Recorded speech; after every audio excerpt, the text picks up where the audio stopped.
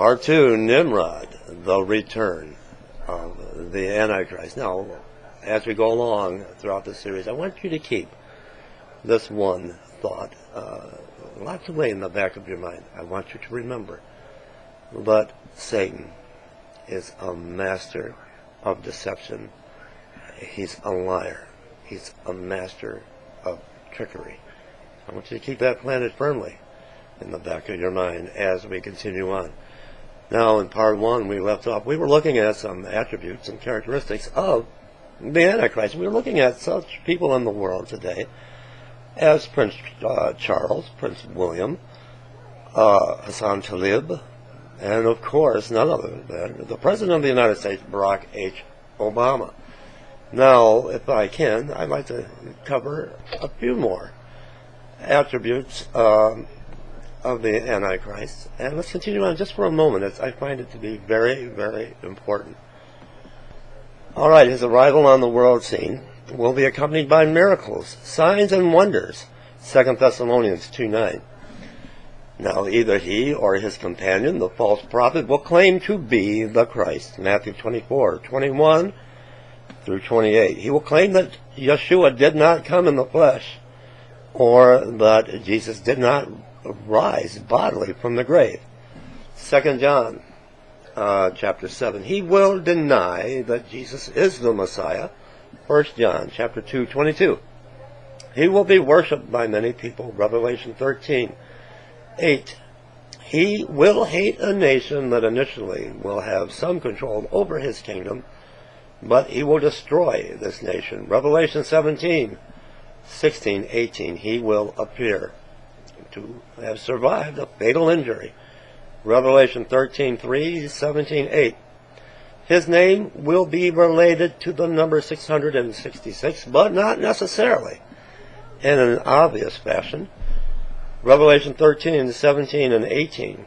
He will be empowered. He will be possessed by Satan, the devil himself. Revelation 13:2. No, and there are a few more. There are many more. That he will arise out of Turkey. That the Antichrist will be an Assyrian. All right, and what I want you to do right now, and we are not ruling out, believe me, we're not going to rule out anyone that we have mentioned so far. We are not going to rule them out. I want you to stay with me throughout this entire series, because the conclusion, I think, will be a shocker. I know it will be. Now, I want you to look at what's going on in the world today. You've got a good portion of the world that are dumbed down and they don't see what is really taking place. Satan is really good at what he does. They have scales over their eyes, they're blind, and they have no ears to hear. Their ears are plugged. Then you have a good majority of people and their eyes are wide open to what is really going on. When we're talking about the formation of a new world order, a one world government, a world order, a world government, and a one world religion with a fierce leader, a fierce king, a fierce dictator. Now, is there anywhere in Scripture where this has taken place before?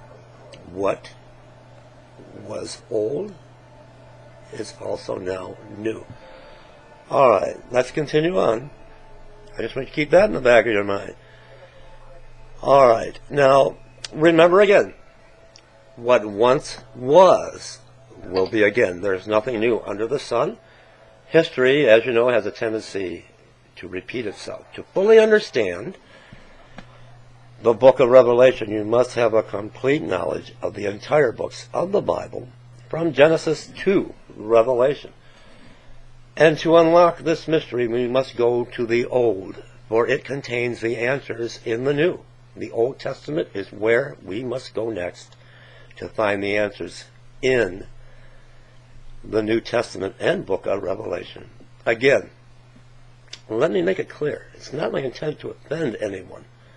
And I'm certain throughout this series I may do that, and it is not my intent. I'm also certain that there may be pastors Who will be unhappy with me? For I'm about to tread where they dare not go. Coming up, we're going to go to the book of Genesis to unlock this mystery. This is where we're going to start. Now, Noah was perfect in his generations. It says his generations. His generations, singular. Now, his wife. All right, we know that there were offspring of the Watchers, the Nephilim, at the time before the Great Flood, and again after that. Now let me ask you, how could this be? Something had to have gone very wrong. Noah was perfect in his generations. Coming up next, let's take a look at the genealogy. Stay tuned, everyone. Stay tuned.